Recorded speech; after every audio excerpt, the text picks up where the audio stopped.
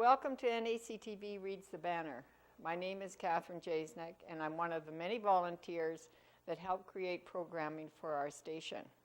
You may be joining us online, Neepawa Access Live, WCG 12, Channel 30 Direct Sightline, MTS or Bell Express View. These broadcasts are made possible by our volunteers, staff, advertisers, and donations by viewers like yourself. If you enjoy what you see and hear, please consider supporting us by a donation or by volunteering.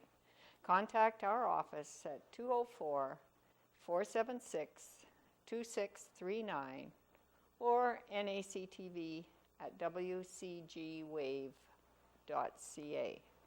And today I am reading the Neepawa banner dated Friday, April the 14th, 2017. And what could be more apropos is the picture on the front page, which was taken during this year's Manitoba Maple Festival, held April the 8th in McCreary. And there's a young chap being held up so he can look into the sap bucket while they're touring the sugar bush.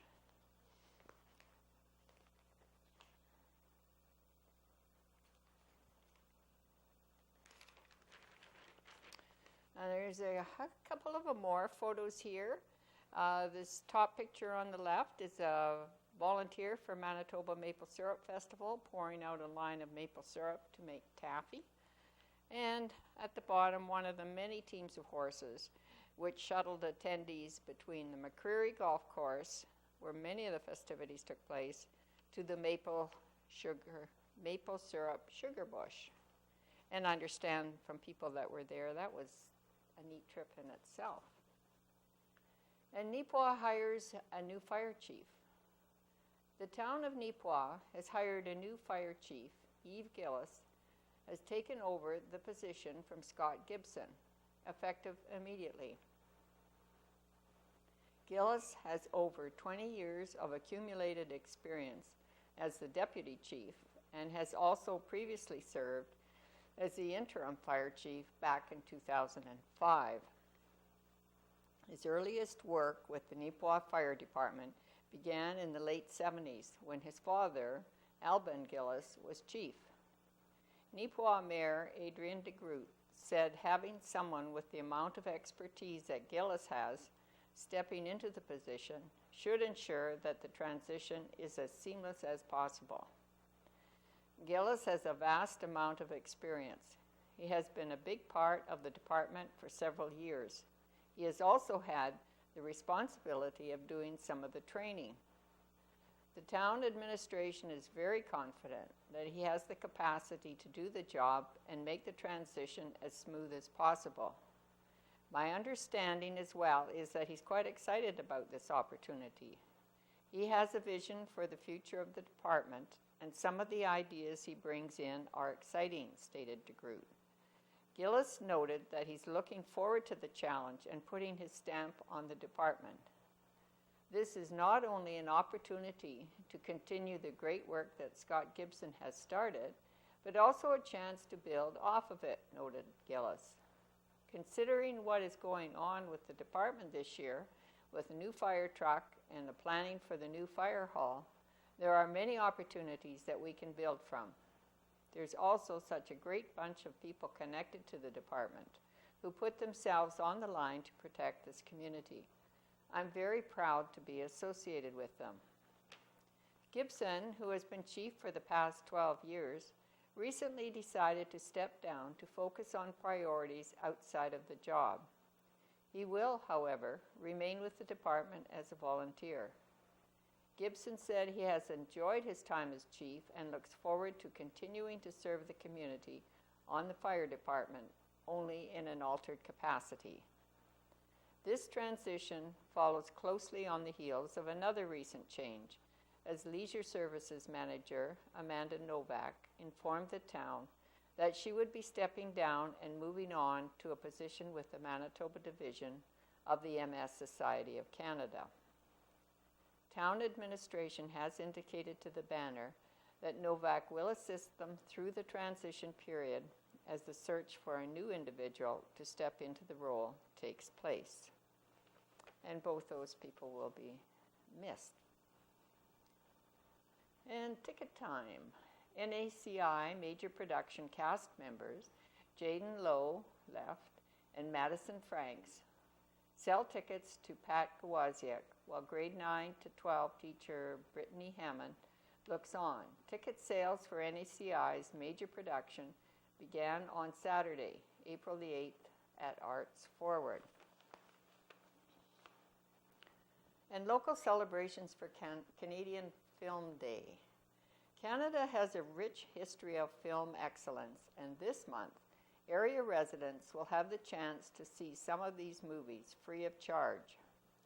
Presented by Real Canada, National Canadian Film Day is an event which helps secure the rights for community groups to show Canadian films at no charge on one day only, April 19, 2017. While the event has been held for a few years, for 2017, the group aimed to make this year's Canadian Film Day bigger and better than ever in honor of Canada's 150th anniversary. It has been designated a Signature 150 project and will be the world's largest film festival with more than 1,700 screenings of Canadian films taking place across the country and even around the world. Locally, many groups are participating, offering a variety of free screenings to celebrate community and Canadian film. In Neepawa, the Neepawa Public Library will be showing Room at 1:30 p.m. Room was the winner of the Best Actress Oscar for Brie Larson and nominated for 4 Academy Awards in total. It's an adaptation of Emma Donohue's best-selling novel, which follows a young mother and her son as they make an escape after years of captivity. At 7:30, the Neepawa Roxy Theatre will be showing 1 Week. The film follows Ben Tyler, Joshua Jackson, a young guy with a comfortable life, a good job as an English teacher, and a sensible fiancée. When his doctor unexpectedly tells him he has cancer and maybe 2 years, maybe 1 week to live, instead of starting treatment, he decides to buy a motorcycle and head out west. It's a classic road trip movie featuring lots of Canadian icons and a few Manitoba sites as Ben journeys from Toronto to Tofino. In Carberry, the Carberry North Cyprus Langford Library is presenting Inside Hannah's Suitcase at 7 p.m.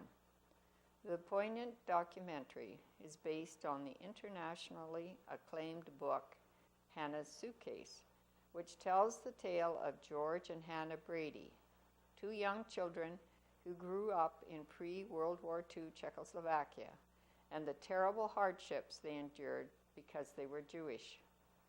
When Fumiko Ishioka, a teacher in Japan, requests artifacts from a Holocaust museum to illustrate the history of World War II to her students, one item she receives is a suitcase labeled Hannah Brady. As she and her students unravel Hannah's story, the film seamlessly transports audiences through 70 years of history, back and forth across 3 continents. In Erickson, the library will be presenting 3 animated shorts, starting at 3:30 p.m. The afternoon will kick off with The Sweater, an animated short based on best-selling author Rope Carrier's story of the most mortifying moment of his childhood. At a time when all his friends worshipped Maurice Rocket Richard and wore his number 9 Canadiens hockey jersey, the boy was mistakenly sent a Toronto Maple Leafs jersey from Eaton's. Unable to convince his mother to send it back, he must face his friends wearing the colors of the opposing team. This short is an NFB classic that appeals to hockey lovers of all ages. The second film, The Cat Came Back, in an Oscar-nominated short about a humorous song that tells the silly tale of a man who just can't get rid of an unwanted cat. The final film is Runaway, in which gleeful train passengers cavort to a jaunty jazz score in this fun animation.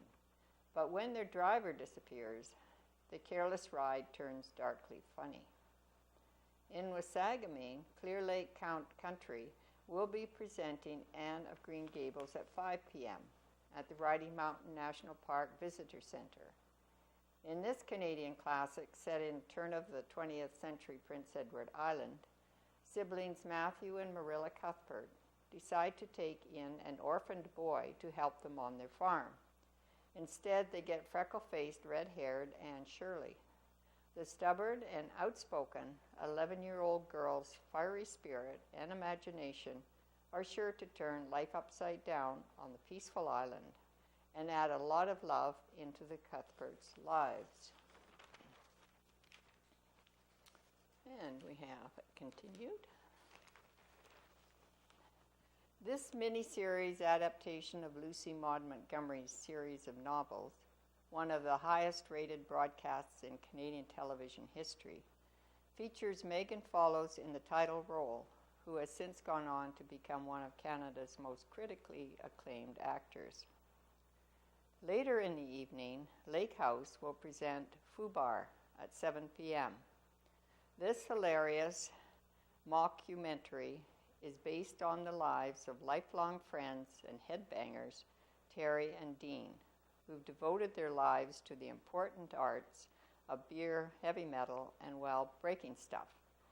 These two mullet-sporting, beer-chugging, Alberta-based headbangers are the subject of a fictional documentary by Farrell Mitchener, a filmmaker who follows Terry and Dean as they explore the depths of their friendship through a series of unexpected twists and turns. A fun, hilarious, and unforgettable trip into the minds of two of Canada's most beloved comic rogues. Certainly a good selection, something for everybody that day. And editor Kate Jackman Atkinson's My Perspective column is titled At a Safe Distance. Like an impending disaster, the housing market in two of Canada's largest cities is hard to take your eyes off of. While we may be watching from a safe distance, one way or another, it's going to have an impact across the country. A decade ago, our decision to move back to Manitoba was prompted in part by the high housing prices in Vancouver. Over the last 10 years, prices have only climbed higher. In January 2016, the average price for detached houses in the Lower Mainland, which includes more than just the city of Vancouver, hit a high of $1.83 million, well beyond the reach of most average homeowners. In BC, 2 new taxes were introduced last year to help try and bring prices down.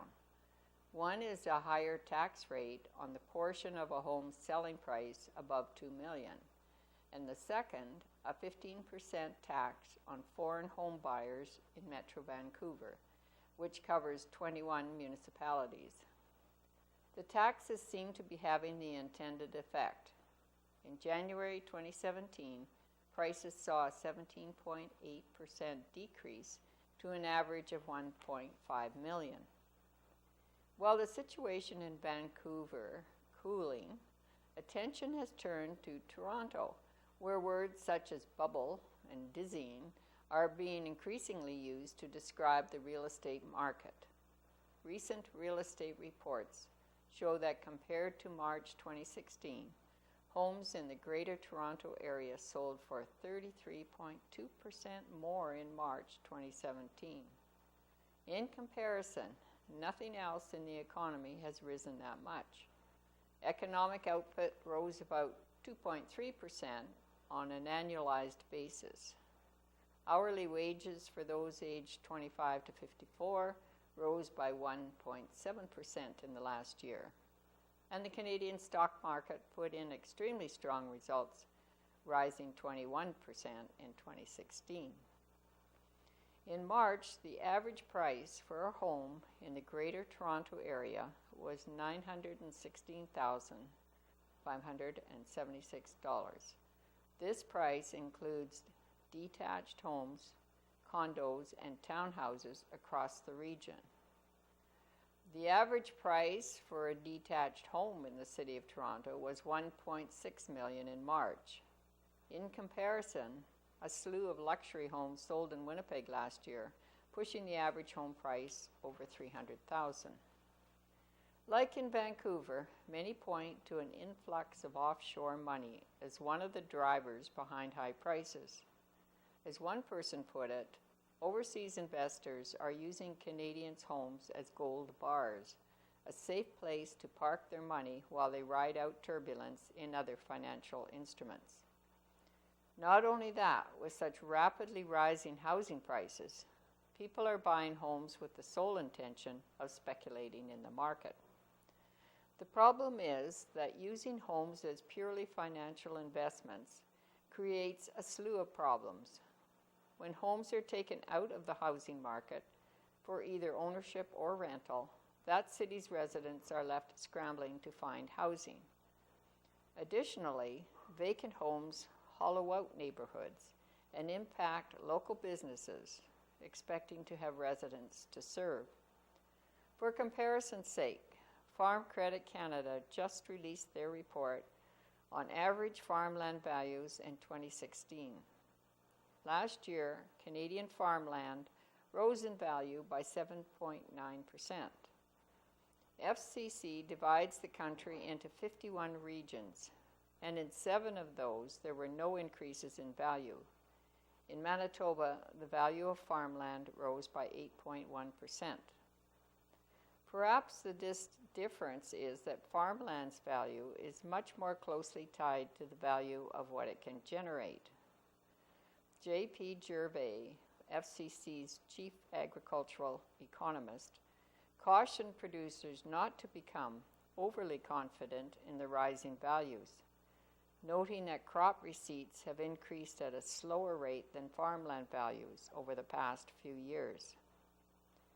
Such a reality isn't present in home prices, whose value is limited only to how much someone will pay for it, and when the prospective purchases aren't just those making a living in that area, the ceiling becomes much higher. The GTA is home to 6.418 million people, just under 18% of the entire population of Canada. Right now, both the Ontario and federal governments are being called upon to help cool the Toronto market, and it's safe to say that whatever changes come, either through government intervention or market correction, it will have a ripple effect throughout the country. It's the elephant in our country's real estate boom.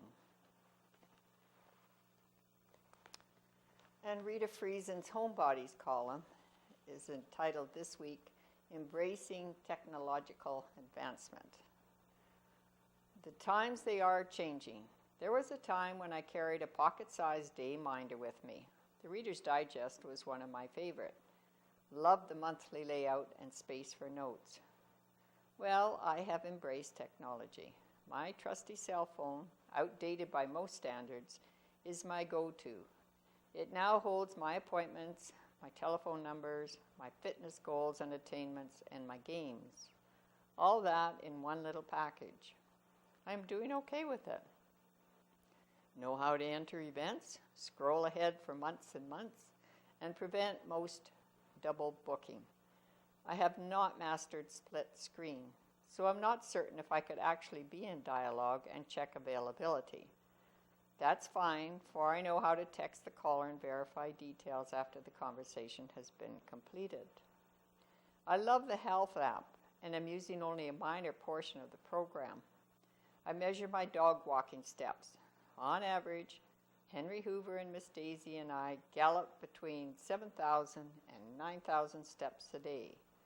According to the records, we are in the top 20% of all users of this app. Not bad for an old girl and 2 aging dogs. I am certain there are a zillion other apps I could and perhaps should learn, but small steps. I love my computer, mostly work-related. I have learned how to create and fill file folders, basic ones, homebodies, sermons, and funerals. I don't lose or misplace many. I need to get more organized with miscellaneous.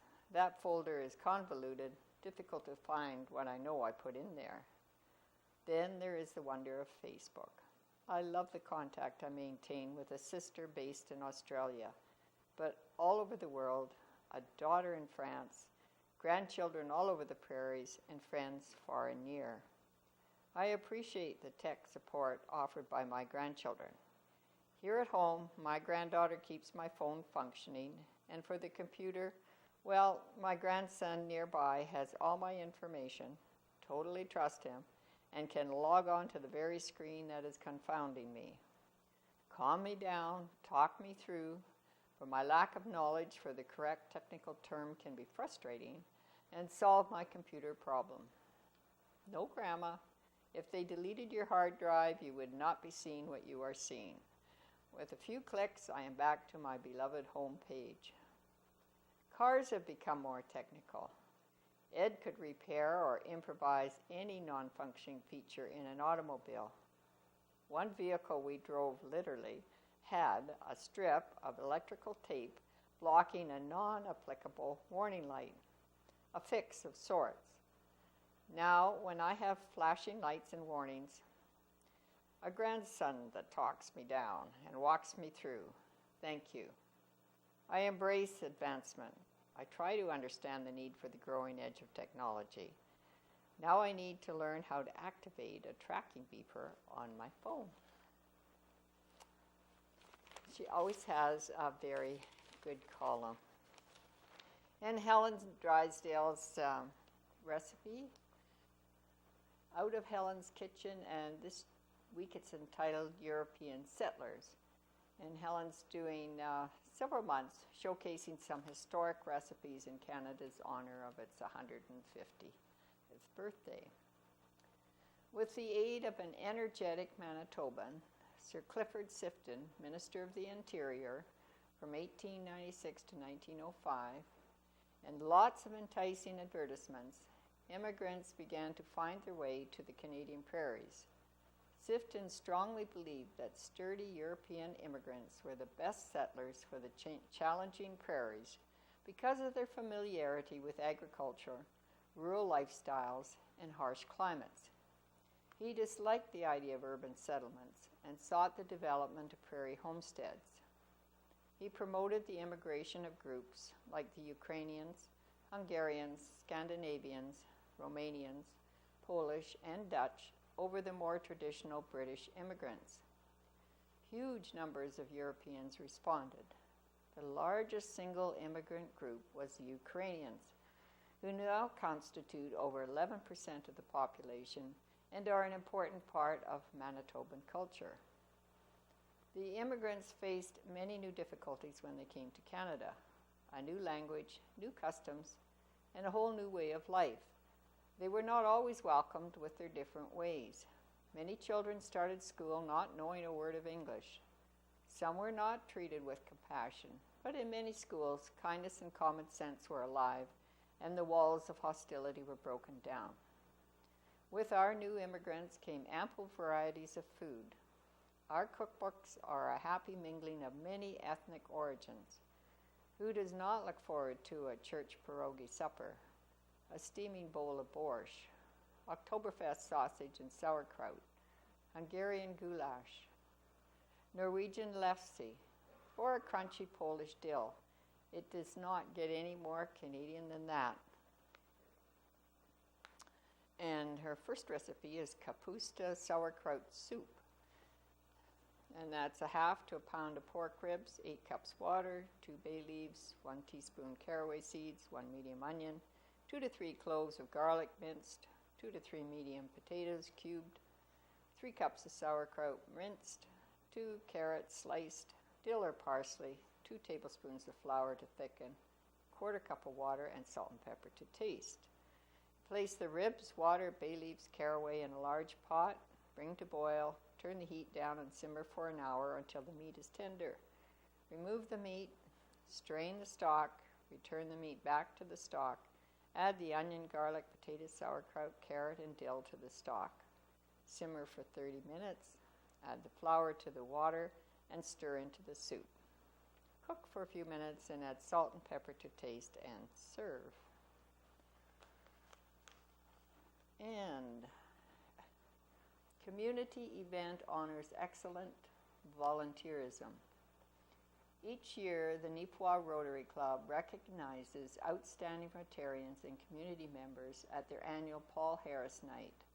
But for 2017, they have something a little extra special planned.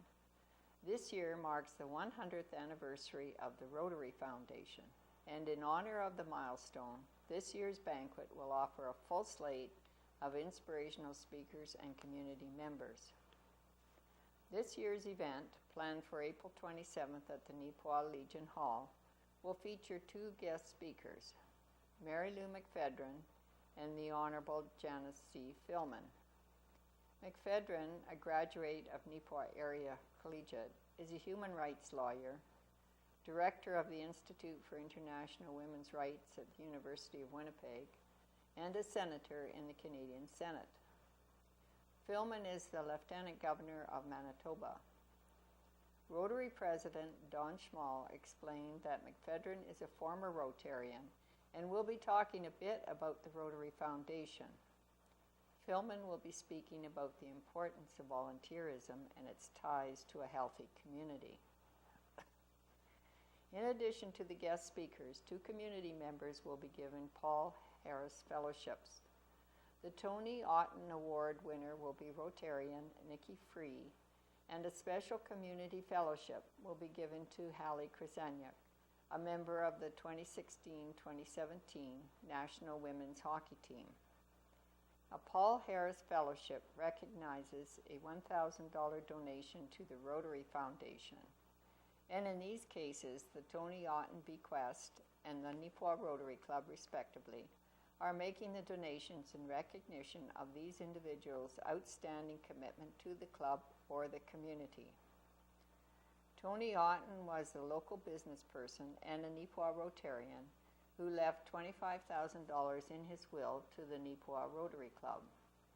The interest on the fund is used annually to recognize and reward a Rotarian who demonstrated an outstanding contribution to the club by awarding them a Paul Harris Fellowship. Grants from the Rotary Foundation have had an impact both close to home and around the world.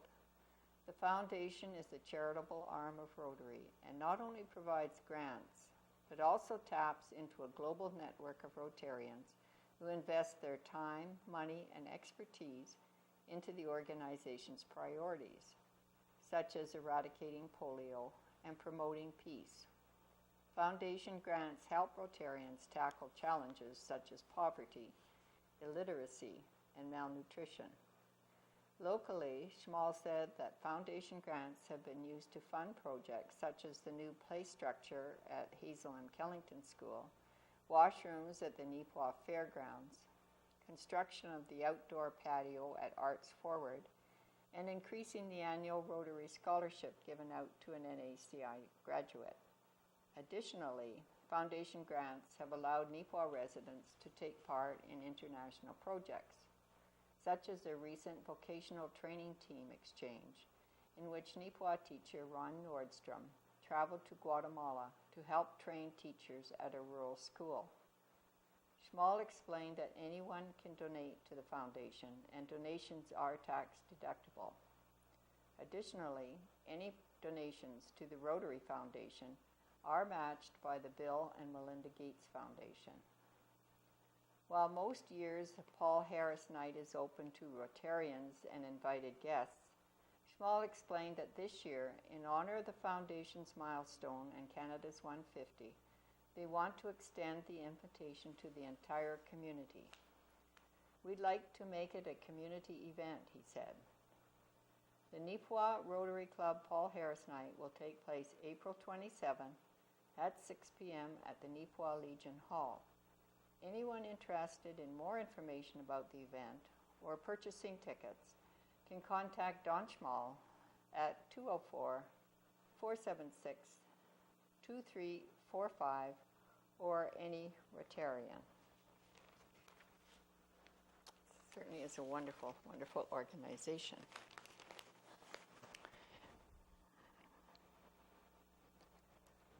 And the inaugural Ag Expo was a great success.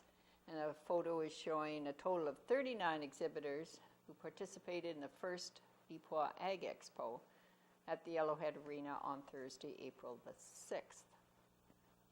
An event put together by the Neepawa natives aimed to thank the region's agriculture community for their ongoing support. But after all was said and done, the first annual Neepawa Ag Expo ended up seeing the farming sector giving back to the team, and in a big way. The event, held at the Yellowhead Center Hall on Thursday, April 6th, featured 39 display booths with a wide array of goods, equipment, and services on display. It also featured 3 guest speakers examining a variety of farm topics. The highlight of the day was an auction, which included 37 donated items and services. In total, $30,040 was raised from the expo.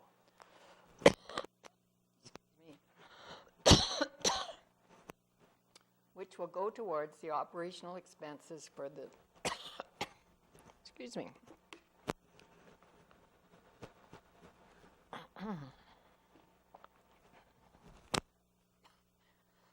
Try this again. In total, $30,040 was raised from the expo, which will go towards the operational expenses for the Junior A hockey team.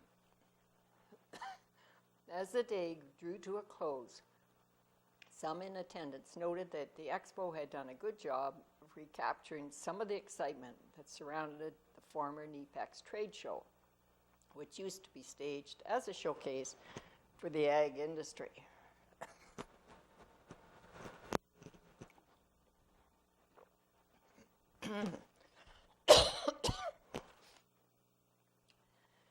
NATIV's Vice President Cam Tibbett, as well as non-board members Matt Lowry and Scott Newton, made up the committee that organized the day.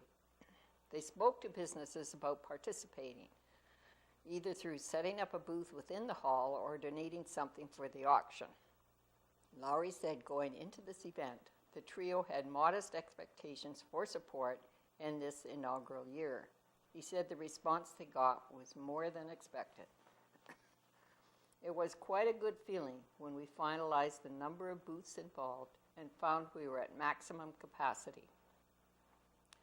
There ended up being 39 booths out here at the Ag Expo. As well, there were several businesses that donated but didn't put a booth up. That's going to be the big draw in the future, to get those farmers here, said Lowry. Then, as we finalized the auction and saw the amount of support that it generated, not only from the bidding, but from the number of items donated from local businesses, it was just a tremendous amount of support. This turned out to be a very positive event, not only for the Neepawa natives, but for the community.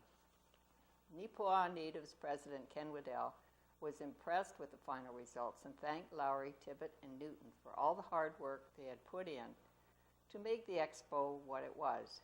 He noted that any success from the day needed to be attributed to them. Matt, Cam, and Scott worked together on this and made a huge impact on the community. They're young farmers who are well known and well respected, and they just put together a tremendous package for us tonight with the cooperation of all the suppliers. Several members of the Neepawa Natives Board and staff attended part or all of the expo. Among them was head coach Dustin Howden, who walked the floor speaking with several sponsors and businesses. Howden said the buzz on the floor was positive and gives them a lot of optimism for next year. The town of Neepawa and area stepped up and supported the team throughout the year. What we're seeing here at the expo is another way for them to get behind us. It's been great to see the local businesses and local farmers come in a big way to help us out. When it comes to a Junior A hockey team, there's no off-season when it comes to expenses. We simply can't thank them enough for their support, Howden said. As for the future of the Ag Expo, representatives with the board noted there are plans already in the works for next year and are hopeful this will evolve into an annual showcase for the farming industry. It sounds like it was a great success. And Austin shows support for families' cancer battle. And there's a photo showing a large selection of toys, which will be available at the Austin Toy Collectible Show, set for the Community Hall in Austin on Saturday, April the 22nd. The first annual Austin Toy and Collectible Show and Sale is happening at the Austin Community Hall on Saturday, April 22nd from 10 a.m. to 5 p.m. Bill Reimer, one of the people who helped to think up and organize the event, says he's very excited to show off his immense collection of farm toys. He and 17 other collectors will have 2 tables each to display their collectibles, and some of the items will be for sale. Reimer says collectors from all over the southern part of the province will be in attendance, including from communities such as Steinbach, Winkler, Winnipeg, and more. There will also be food and refreshments. The cost to attend the show and sell is set for $2 for people aged 12 years old and over. Reimer says that any money that is left over after paying for the cost to hold the event will be donated to the family of Owen Gunther, a 3-year-old boy from Gladstone who is battling cancer. Reimer says that people in the Austin and surrounding area are very motivated to help the Gunther family in any way they can. It's a very good thing, the way this community is getting together and raising some money for somebody that needs it, Reimer explains. People are willing to give. According to Reimer, the Gunthers were hesitant at the idea of accepting the donations at first, but are also very grateful for the help from the organizers of the toy show and sale. It's just like everybody else who wants to accept money from other people. We never want to accept money from someone else, he attests. They're hard-working people, that family, very hard-working. They're very good people. For more information on the Austin Toy Show and Sale, call Reimer at 204-637-2482. And spring has sprung at the Neepawa Library. It's the end of another long winter, and at Neepawa Library, we're glad to see people popping in to look at gardening books and home improvements magazines. We haven't seen many April showers, but surely the May flowers will be showing themselves soon. Now that the nicer weather is here and it's easier to get around, mark your calendar with the following dates for the upcoming free events at the Neepawa Library. Wednesday, April 19 is National Canadian Film Day 150, and we're celebrating by showing the film Room at 1:30 p.m. Based on the book written by Emma Donoghue, Room is a moving story of a mother's love for her son, who only knows the world as the room they have lived in for his entire life and believes that everything on television is make-believe. It's free and will have popcorn and draws too. Thursday, April 20 is the rescheduled presentation of Craig Russell, who is coming from Brandon to talk about his latest novel, Fragment. He recently received this note from Bob McDonald of CBC's Quirks and Quarks. Thank you for sending me a copy of Fragment. I really enjoyed it. In fact, I burned through it during a flight from Toronto and back. Good luck with the book. It's a great read. Craig's presentation starts at 5:30 p.m. Story time continues for preschoolers at 11 a.m. on April 21st. We read stories, do rhymes, and crafts. Also, please note that the library will be closed for Easter Friday on April 14 and Easter Monday on April 17, reopening on Tuesday, April 18. Now's the time to stock up on your long weekend reading material.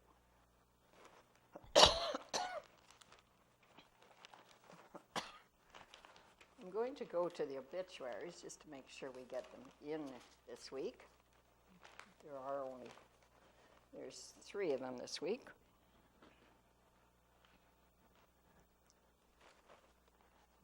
Hazel Phoebe Buchanan. Hazel Phoebe Buchanan died peacefully on March 26, 2017, after a lengthy battle with Alzheimer's disease. Hazel was born in Hamiota, Manitoba, on March 19, 1930, to Scottish immigrants Alan Anderson and Annie Nee Sutherland. She was the fourth in a family of 7 boys and 5 girls, of whom Tom Muriel of Verdon, Pearl Sierra of Carberry, and Shirley Harrison Ron of Langley, BC, still survive. Hazel spent her school years in Decker, Manitoba. She also spent time at Burnie, Manitoba, at the home of Jean and Ernie Birch, where she met her future husband, Clarence Buchanan. Hazel and Clarence spent most of their married life in Neepawa, where they had 6 children: Barbara and Daryl of Kelowna, BC, Richard and Robert of Neepawa, and Bruce of Winnipeg. Beverly, a second daughter, died at an early age. Hazel was employed locally at the Vivian Hotel, the Royal Canadian Legion, Osborne Home, and Eastview Lodge. Hazel loved to travel to visit family and loved singing. Even as her disease took away her memories of her family, she was still able to remember the words to all her old favorite songs and never missed the chance to sing them. She had many friends and enjoyed a very active social life. She will be greatly missed by her family and friends.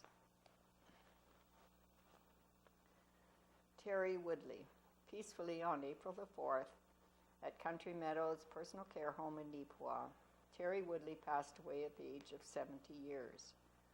She was predeceased by her mother, Merle Woodley, her father, Sidney Kenneth Woodley, as well as family friend, Darlene McClay.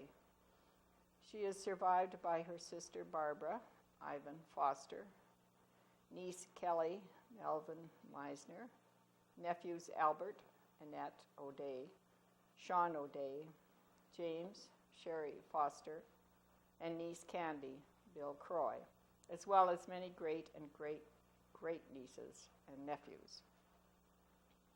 Much of Terry's life was spent in Neepawa, where she spent her time in Touchwood's day program, and later at the senior day program at Yellowhead Manor.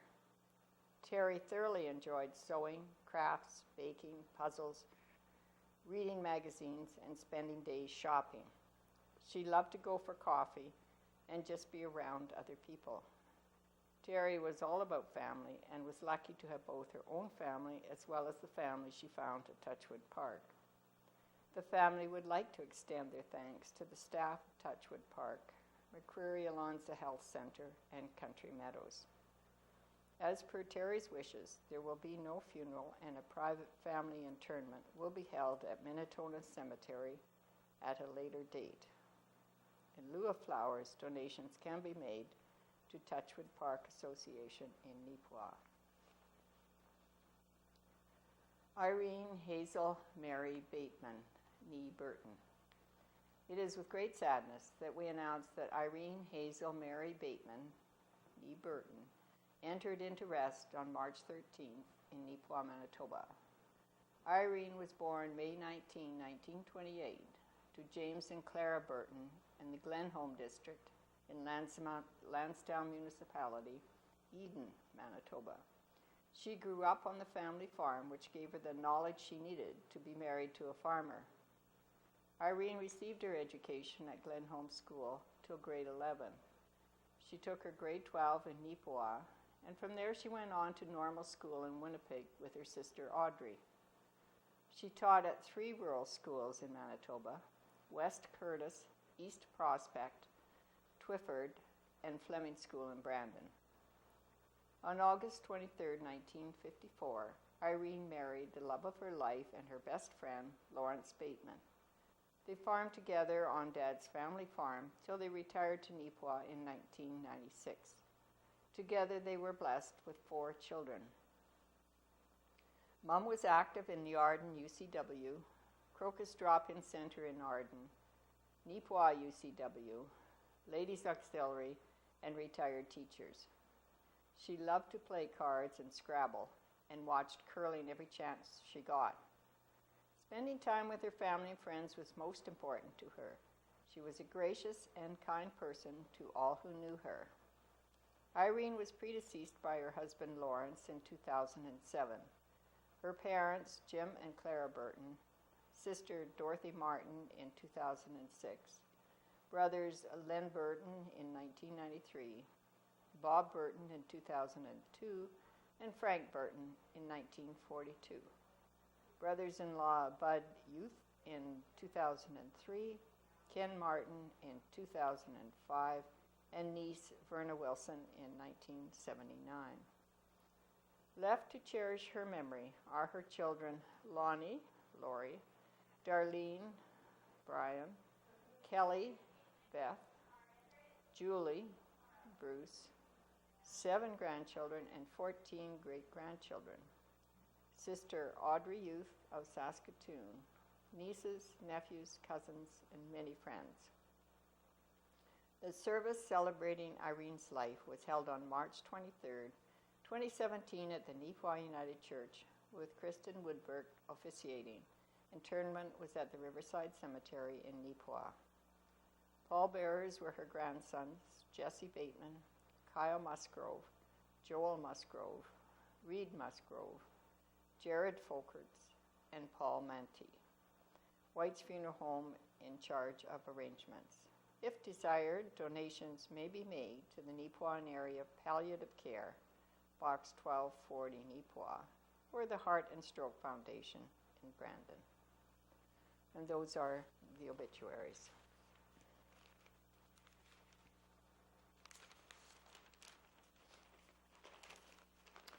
And we have a full page here showing all the members of the Spruce Plains RCMP detachment as well as staff. The Spruce Plains detachment is a consolidated unit comprised of 3 offices, with Neepawa serving as the host and community office. And the community offices, are located in Minnedosa and Gladstone. The detachment consists of 15 regular members and 6 support staff, located as follows: 1 staff sergeant, the district commander, 1 sergeant, operations NCO, 1 corporal, 7 constables, 1 full-time, 2 part-time municipal clerks, and 1 public service employee in Neepawa. 1 corporal, 4 constables, 1 public service employee, and 1 part-time municipal clerk in Minnedosa, and 3 constables in Gladstone. The detachment maintains a fleet of 6 patrol cars, 2 trucks, 2 snow machines, and 2 ATVs. And this is introducing Constable Catherine Tournier, which is down here at the bottom left. Constable Tournier is from a small farming community near North Battleford, Saskatchewan. She is married with 2 children and is presently attached to the Minnedosa Detachment Office. This is her 2nd posting, having previously served for 8.5 years in Virden. When asked about her reasons for joining the force, she replied, "I was always a strong advocate of no drinking and driving, often the designated driver for friends, and a member of MAD. I just wanted an opportunity to help people, and I thought this would make an interesting career." Tournier has recently returned from a 5-week course training her as an underwater police investigator, and is now a full member of the Underwater Recovery Unit, which is the IRU, of Manitoba. As a team member and wearing a dry suit, she dives in all types of water, looking for victims of drowning and anything police-related. Tournier remarked, "We are trained in underwater photography and videography, using special search techniques.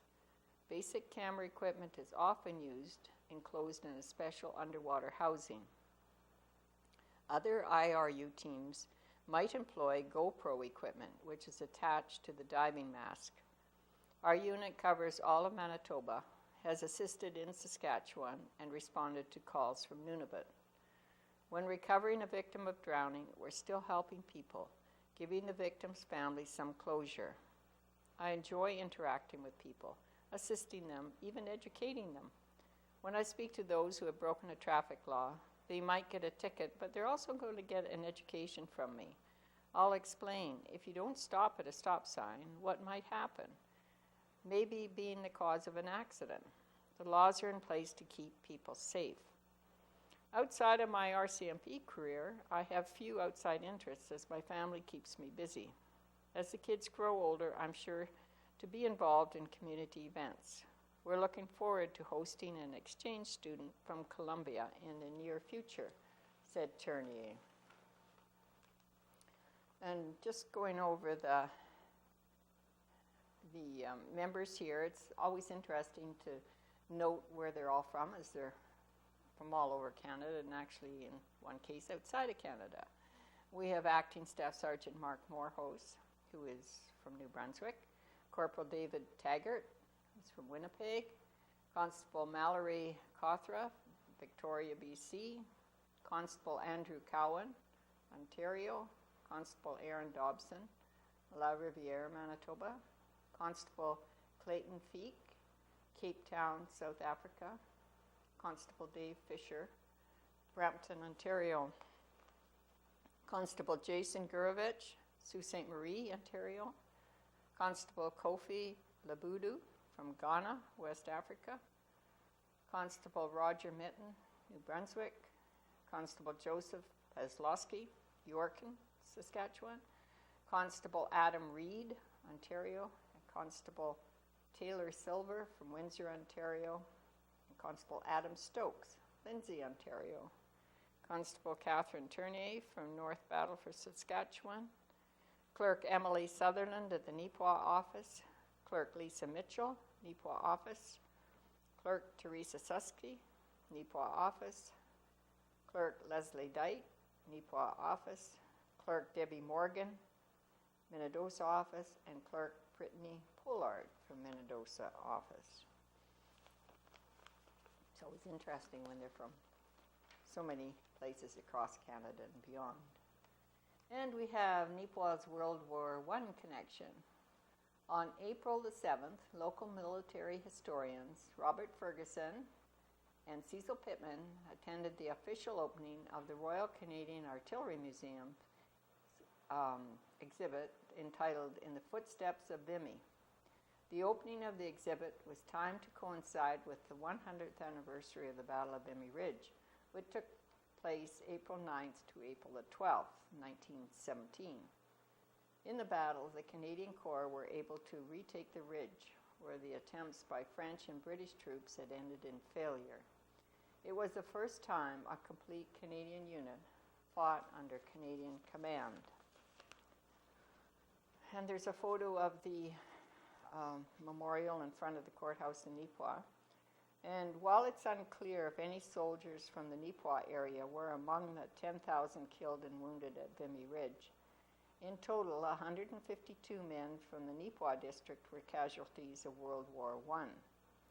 The cenotaph, located in front of the Neepawa County Courthouse, lists their names.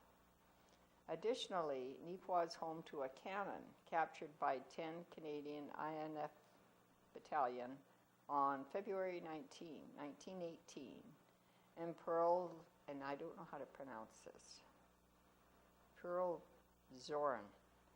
The cannon now sits in front of the Neepawa Legion Hall, and I'm not sure where that would be from.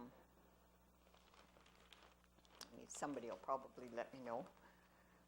And be our guest. On April the 9th, the NACI students were rehearsing for this year's major production, Beauty and the Beast.